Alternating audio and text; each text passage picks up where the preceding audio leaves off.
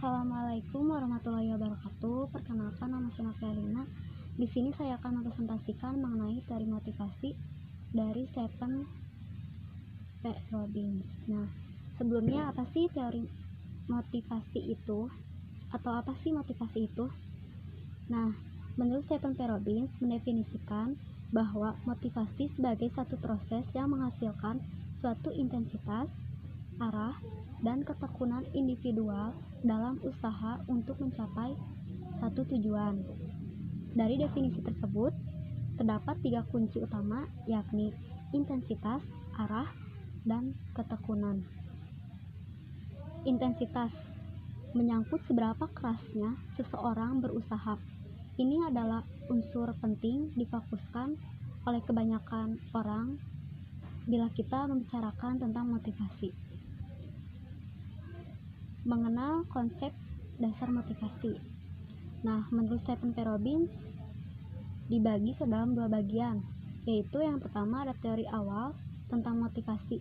Meliputi apa saja sih di dalamnya? Yang pertama itu ada teori hierarki kebutuhan, teori X dan G, dan teori 2 faktor. Lalu yang kedua ada teori kontemporer tentang motivasi. Di dalamnya itu ada teori ERG, teori kebutuhan MC Cleland, teori evaluasi kognitif, teori penetapan tujuan, teori penguatan, teori keadilan, dan teori harapan. Nah, pertama itu ada teori awal tentang motivasi.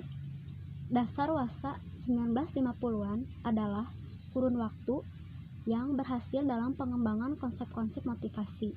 3 teori spesifik dirumuskan selama waktu ini, yang meskipun diserang keras, namun sekarang dapat dipertanyakan kesohihannya atau validitasnya. Dan sepertinya ini masih merupakan penjelasan yang paling baik dikenal untuk motivasi karyawan. Inilah teori hierarki atau anak tangga kebutuhan, teori X dan Y, dan teori 2 faktor atau teori motivasi higienik. Nah, pertama, teori hierarki kebutuhan. Siapapun kita pasti mengetahui teori motivasi Abraham Maslow yang dikenal dengan teori hierarki kebutuhan. Maslow menghipotesiskan bahwa di dalam diri semua manusia ada 5 jenjang kebutuhan, yaitu yang pertama ada psikologis. Nah, di dalam psikologis itu ada apa aja sih? Antara lain rasa lapar, haus, perlindungan, pakaian, dan perumahan. Bisa juga jasmani dan lain-lain. Lalu ada keamanan. Nah, di dalamnya itu meliputi apa aja sih? Dalam keamanan itu antara lain ada keselamatan dan pelindungan terhadap kerugian fisik dan emosional. Lalu ketiga ada sosial. Sosial ini mencakup kasih sayang, rasa dimiliki, diterima baik, dan persahabatan. Lalu ada penghargaan.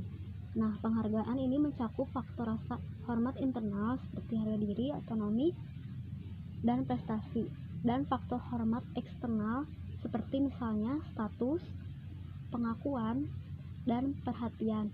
Nah, serta ini yang terakhir ada aktualisasi diri, yaitu dorongan untuk menjadi apa yang ia mampu menjadi, mencakup pertumbuhan, mencapai potensialnya, dan pemenuhan diri. Nah, lalu teori X dan Y. Teori X dan Y, Douglas McGregor dalam Stephen Robbins mengemukakan 2 pandangan yang jelas berbeda mengenai manusia. Pada dasarnya, satu negatif yang ditandai sebagai teori X dan yang lain positif yang ditandai dengan teori Y. Setelah memandang cara para manajer menangani karyawan, McGregor menyimpulkan bahwa pandangan seorang manajer mengenai kodrat manusia didasarkan pada suatu pengelompokan pengandaian tertentu, dan bahwa manajer cenderung mencetak perilakunya terhadap bawahannya menurut pengandaian ini. Menurut teori X, 4 pengandaian yang dipegang para manajer adalah yang pertama itu ada karyawan secara inherent atau tertanam dalam dirinya tidak menyukai kerja dan bila mana dimungkinkan akan mencoba menghindarinya. Lalu yang kedua, karena karyawan tidak menyukai kerja, mereka harus dipaksa, diawasi atau diancam dengan hukuman untuk mencapai tujuan. Lalu yang ketiga, ada karyawan akan menghindari tanggung jawab dan mencari pengarahan formal bila mana dimungkinkan. Dan terakhir, kebanyakan karyawan menaruh keamanan di atas semua faktor lain yang dikaitkan dengan kerja dan akan menunjukkan sedikit saja ambisi. Kontras dengan pandangan negatif ini mengenai kodrat manusia. MC Gregor mendaftar 4 pengandaian positif yang disebutnya teori Y. Nah, pertama itu karyawan dapat memandang kerjasama wajarnya seperti istirahat atau bermain. Lalu yang kedua, orang-orang akan menjalankan pengarahan diri dan pengawasan diri jika mereka komit pada sasaran. Yang ketiga, rata-rata orang dapat belajar untuk menerima, bahkan mengusahakan tanggung jawab. Dan yang terakhir, kemampuan untuk mengambil keputusan inovatif atau pembaruan tersebar meluas dalam populasi dan tidak hanya milik dari mereka yang berada dalam posisi manajemen. Nah, lalu yang ketiga, teori 2 faktor atau teori motivasi Hijime. Teori 2 faktor atau kadang-kadang disebut juga teori motivasi Hijime ini dikemukakan oleh psikologi Frederick Herzberg dalam keyakinannya bahwa hubungan seorang individu dengan pekerjaannya merupakan suatu hubungan dasar dan bahwa sikapnya terhadap kerja dapat sangat menentukan sukses atau kegagalan individu itu. 2 faktor teori ini terdapat beberapa faktor yang menimbulkan ketidakpuasan di kalangan karyawan. Nah, pertama ada kebijakan dan administrasi perusahaan, pengawasan, hubungan dengan pengawas, kondisi kerja, gaji, hubungan dengan rekan kerja, kehidupan pribadi, hubungan dengan bawahan, dan status juga keamanan. Sementara faktor yang sering memberikan kepuasan kepada karyawan yaitu ada tercapainya tujuan, pengakuan, pekerjaannya itu sendiri, pertanggungjawaban, peningkatan, dan pengembangan. Oleh karena itu, untuk meningkatkan motivasi, maka manajer harus proaktif dalam menghilangkan rasa ketidakpuasan. Nah, lalu yang kedua, teori kontemporer tentang motivasi. Teori ERG. Aldefer berargumen bahwa ada 3 kelompok kebutuhan inti eksistensi, hubungan, dan pertumbuhan. Jadi disebut teori ERG. Kelompok eksistensi mempedulikan pemberian persyaratan eksistensi material dasar kita, mencakup butir-butir yang oleh Maslow dianggap sebagai kebutuhan vali dan keamanan.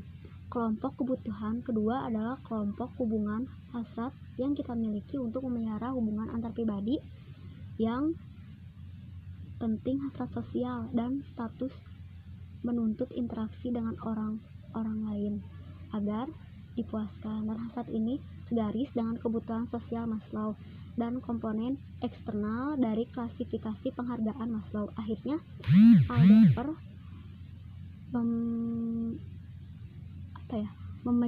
memecilkan kebutuhan pertumbuhan suatu hasrat intrinsik untuk perkembangan pribadi, mencakup komponen intrinsik dan kategori penghargaan Maslow dan karakteristik-karakteristik yang tercakup pada aktualisasi diri.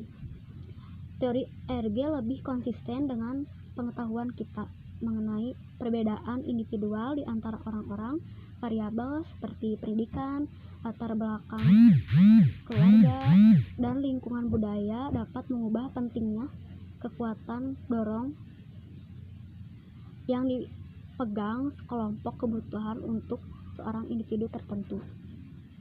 Lalu ada teori kebutuhan McClelland. Teori kebutuhan McClelland berfokus pada 3 kebutuhan: prestasi atau achievement, kekuasaan atau power, dan afiliasi atau pertalian. Kebutuhan ini ditetapkan sebagai yang pertama, kebutuhan akan prestasi, dorongan untuk mengungguli, berprestasi sehubungan dengan seperangkat standar, berusaha keras untuk sukses. Dan yang kedua adalah kebutuhan akan kekuasaan, kebutuhan untuk membuat orang lain berperilaku dalam suatu cara yang orang-orang itu tanpa dipaksa tidak akan berperilaku demikian. Nah, yang ketiga kebutuhan akan afiliasi, hasrat untuk hubungan antar pribadi yang ramah dan akrab. Nah, pertama, individu dengan kebutuhan tinggi untuk berprestasi lebih menyukai situasi pekerjaan dengan tanggung jawab pribadi, umpan balik, dan suatu risiko dengan derajat menengah. Bila karakteristik ini berlaku, peraih prestasi tinggi akan sangat termotivasi. Kedua, suatu kebutuhan tinggi untuk berprestasi tidak harus mengantar menjadi seorang manajer yang baik, teristimewa dalam organisasi besar. Orang dengan kebutuhan prestasi yang tinggi tertarik dengan betapa baik mereka melakukan secara pribadi dan tidak dalam mempengaruhi orang lain untuk melakukan dengan baik.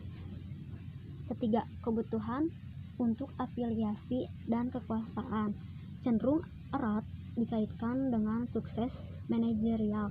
Manajerial terbaik tinggi dalam kebutuhan akan kekuasaan dan rendah kebutuhan akan afiliasi. Memang suatu motif kekuasaan tinggi dapat merupakan persyaratan untuk keefektifan manajerial. Tentu saja mana penyebab dan mana akibat dapatlah diperdebatkan.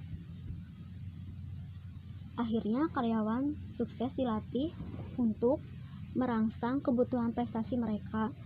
Pelatih berlaku efektif dalam mengajar individu-individu untuk berpikir akan prestasi, memenangkan dan sukses, dan kemudian membantu mereka untuk belajar bagaimana bertindak dalam suatu cara prestasi tinggi dengan lebih tanggung jawab, dengan menyukai situasi di mana mereka mempunyai tanggung jawab pribadi, umpan balik dari risiko yang sedang jadi jika pekerjaan itu membutuhkan seorang peraih prestasi tinggi. Manajemen dapat memilih seorang dengan suatu niche tinggi atau mengembangkan calonnya sendiri lewat pelatihan untuk berprestasi. Kedua adalah teori evaluasi kognitif. Dalam akhir dasawarsa 1960-an, peneliti barat mengemukakan bahwa diperkenalkannya ganjaran-ganjaran ekstrinsik seperti upah untuk upaya kerja yang sebelumnya secara intrinsik telah memberi ganjaran karena adanya kesenangan yang dikaitkan dengan isi kerja itu sendiri, akan cenderung mengurangi tingkat motivasi keseluruhan. Pendapat ini yang disebut teori evaluasi kognitif telah diteliti dengan ekstensif dan sejumlah besar studi mendukungnya. Nah, yang keempat adalah teori penetapan tujuan. Teori penentuan tujuan adalah ikatan budaya. Teori itu disesuaikan dengan baik untuk negeri-negeri seperti Amerika Serikat dan Kanada. Nah, karena komponen utamanya cukup segaris dengan budaya Amerika Utara. Teori itu mengandalkan bahwa bawahan akan berdiri sendiri atau skor pada jarak kekuasaan tidak terlalu tinggi, sehingga manajer dan bawahan akan mencari tujuan yang menantang atau penghindaran ketidakpastiannya rendah, dan bahwa kinerja dianggap penting oleh keduanya atau kuantitas hidup tinggi. Jadi janganlah mengharapkan penentuan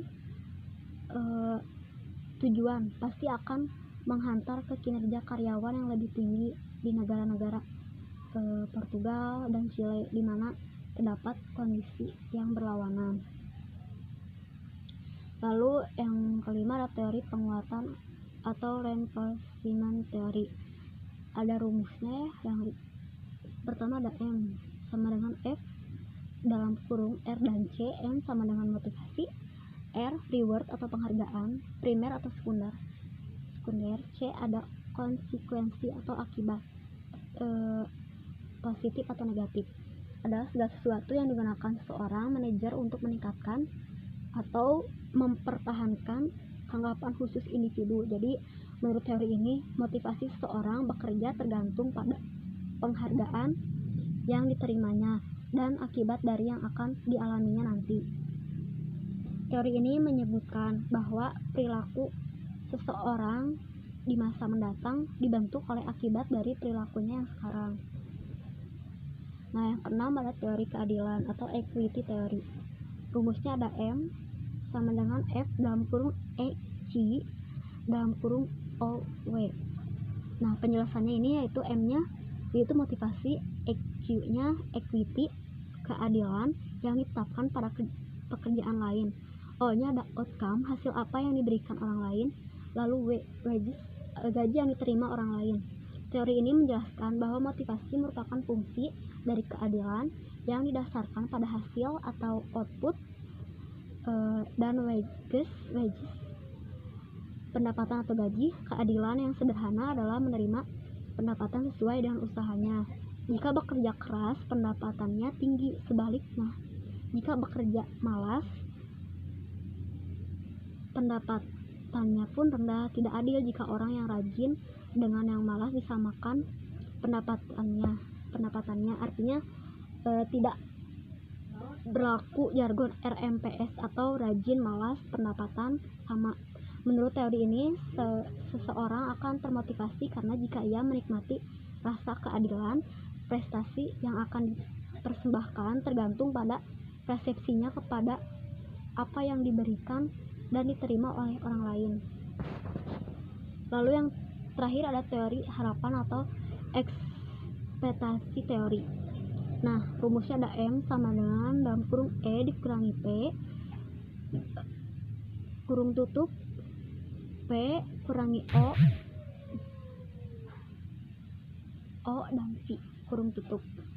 Penjelasannya adalah M itu adalah motivasi, E-nya pengharapan atau expectation, lalu P-nya prestasi atau performance, O-nya hasil atau outcome, V-nya adalah penilaian atau value. Secara sederhana, teori ini menegaskan bahwa motivasi merupakan interaksi antara harapan setelah dikurangi prestasi dengan kontribusi penilaian yang dikaitkan dengan prestasi dikurangi hasil, karena kebutuhan di atas merupakan generalisasi karena kenyataannya kebutuhan orang tidak sama, maka dikenal the expectation model. Mungkin sekian presentasi dari saya. Mohon maaf bila ada kesalahan atau yang kurang dimengerti.